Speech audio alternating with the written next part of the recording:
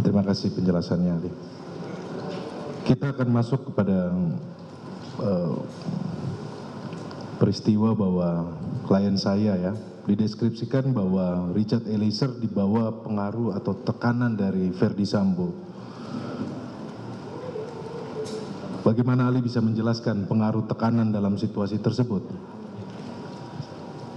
Ini berarti masuk ke materi perkara ya. Saya sebut nama berarti izin majelis. Tadi saudara penasihat hukum menyebut nama Richard Eliezer dan Verdi Sambo. Ya. Berarti yang saya pahami mereka adalah saya tidak tahu sekarang apakah masih berstatus sebagai personil Polri atau tidak. Ya. Tapi mereka merupakan bagian dari sebuah organisasi penegakan hukum. Baik. Untuk memahami tentang perilaku atau perbuatan jahat terhadap manusia, terhadap individu, termasuk dalam hal ini adalah Richard Eliezer misalnya, akan sangat baik apabila kita melakukan pemetaannya secara komprehensif. Saya tidak yakin ada manusia yang hidup di dalam ruang vakum. Manusia siapapun itu pasti berinteraksi dan terpengaruh oleh lingkungannya. Konsekuensinya adalah pemahaman atas perbuatan jahat yang bersangkutan setidaknya harus menyentuh 3 dimensi. Dimensi makro, dimensi mikro, dan dimensi meso secara umum. Dimensi makro bersangkut paut dengan lingkungan sosial, organisasi, perusahaan, atau kelompok yang menjadi tempat bernaungnya individu tersebut. Itu dimensi makro. Dimensi mikro adalah sisi kepribadian spesifik yang ada pada diri individu yang bersangkutan. Sementara dimensi meso adalah terkait dengan interaksi antara satu individu dengan individu yang lain. Dalam konteks ini sebagaimana ditanyakan oleh penasihat hukum, dimensi meso yang dimaksud adalah, saya petakan, interaksi antara Richard Eliezer dengan Verdi Sambo. Itu penjelasan umumnya. Apabila dibutuhkan saya akan elaborasi satu persatu. Baik, saya minta untuk ini pada Ali. Saya mulai dari dimensi makro terlebih dahulu. Makro, ya. Sekali lagi, sepemahaman saya, baik itu Richard Eliezer maupun Verdi Sambo adalah bagian dari institusi kepolisian. Baik. Institusi lembaga penegakan hukum. Di dalam organisasi kepolisian, ada satu instrumen yang sangat vital, yang sangat penting, yang sangat krusial yang harus dimiliki oleh setiap personil. Harus dimiliki oleh setiap personil, yaitu jiwa korsa. Jiwa korsa merupakan sumber stamina, sumber energi, sumber eksistensi bagi setiap insan kepolisian. Jiwa korsa termanifestasikan lewat perilaku setia kawan. Mereka menggunakan kosakata yang sama, mereka menggunakan cara berpikir yang sama, mereka menunjukkan ketaatan, mereka menunjukkan ketundukan, kepatuhan, keseragaman. Itulah jiwa korsa yang harus dimiliki oleh setiap insan kepolisian. Namun berdasarkan studi, tidak dapat dipungkiri bahwa tempo-tempo ada jiwa korsa yang muncul dalam bentuk yang menyimpang. Inilah yang oleh Profesor Faruk Muhammad disebut sebagai salah satu subkultur menyimpang, yaitu kode senyap atau code of silence. Kode senyap atau code of silence adalah istilah untuk menunjuk bahwa jiwa korsa, sekali lagi, tempo-tempo termanifestasikan dalam bentuk penyimpangan. Misalnya, menutup-nutupi kesalahan sejawat. Contoh lain, ketaatan, kepatuhan, dan tidak memberikan koreksi kepada siapapun yang sudah memberikan perintah. Itu contoh jiwa korsa menyimpang. Code of silence yang kalau berdasarkan riset terjadi atau bahkan sudah menjadi fenomena di sekian banyak organisasi kepolisian. Itu dimensi makro. Konsekuensinya adalah ketika kita memberikan sorotan terhadap Richard Eliezer misalnya, atau Verdi Sambo misalnya, karena dua nama itu disebut oleh penasihat hukum, menurut saya kita tidak bisa abai terhadap jiwa korsa ini, termasuk kemungkinan adanya jiwa korsa menyimpang yang mereka lakukan. Karena tadi saya katakan, jiwa korsa merupakan sumber stamina yang mutlak harus dimiliki oleh setiap insan kepolisian. Itu dimensi makro. Dari dimensi makro, semestinya saya pindah ke dimensi mikro. Tapi dengan segala hormat, karena saya tidak kenal saudara Richard Eliezer, dan saya tidak pernah berinteraksi sedikit pun dengan beliau, betul, maka praktis saya tidak bisa memberikan ulasan terkait dengan dimensi mikro, yaitu terkait individu yang bersangkutan. Ya, menarik tadi karena Ali di samping tadi sebelum Ali kan dari ahli psikologi sudah menyampaikan terkait dengan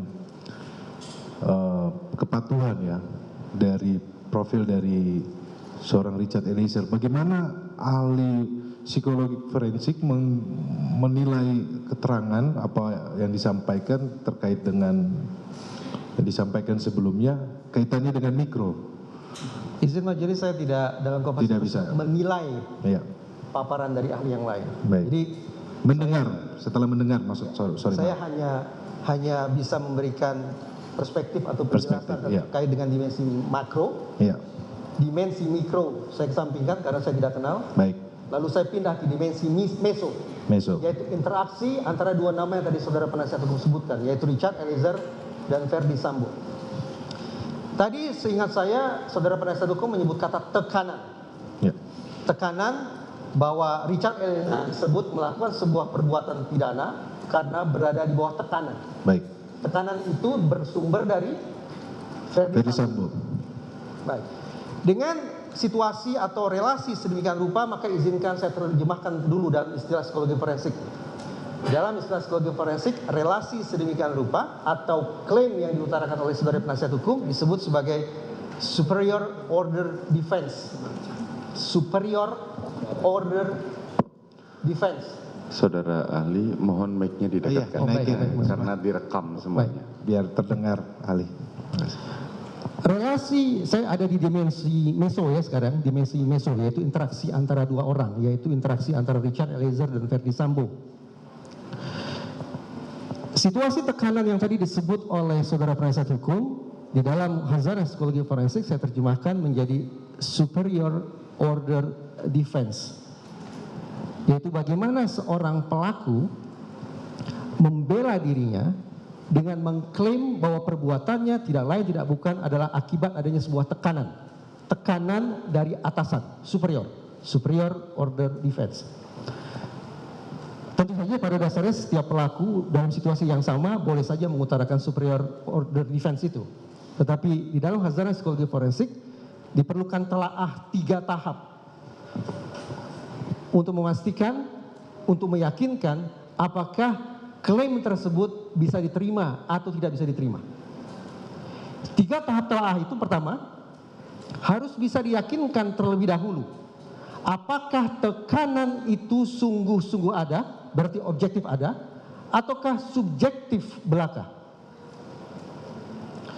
Apabila hasil pengujian atau hasil telaah memastikan bahwa tekanan itu objektif ada, maka baru masuk ke tahap kedua, yaitu menakar apakah yang bersangkutan memiliki kesempatan, kemampuan, kekuatan, kewenangan, instrumen apapun itu yang bisa dia gunakan untuk melarikan diri menjauhi situasi tekanan tersebut. Itu tahap kedua. Kalau tahap kedua teryakinkan bahwa yang bersangkutan tidak punya kesempatan, tidak punya kemampuan, tidak punya kewenangan, tidak punya kekuatan atau apapun instrumen lainnya yang memungkinkan yang bersangkutan untuk menjauh dari situasi tekanan tersebut, maka masuk ke tahap pengujian yang ketiga. Resiko apakah gerangan, konsekuensi apakah sesungguhnya yang akan dialami oleh orang tersebut sekiranya dia menentang, melawan atau menghindari tekanan tersebut. Sekarang mari kita simpulkan, kemungkinannya ada 2. Kemungkinan pertama, kalau superior order defense tersebut menyimpulkan bahwa seseorang melakukan perbuatan pidana karena tekanan itu objektif ada, dan karena yang bersangkutan tidak punya kesempatan, kemampuan atau instrumen apapun untuk menjauhi tekanan atau mengelak tekanan tersebut, serta yang ketiga, ada resiko atau konsekuensi yang buruk, yang fatal yang akan dialami oleh yang bersangkutan sekiranya dia menolak tentangan tersebut, maka simpulannya adalah superior order defense bisa diterima.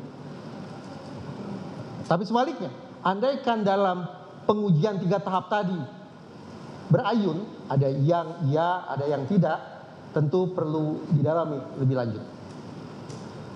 Demikian.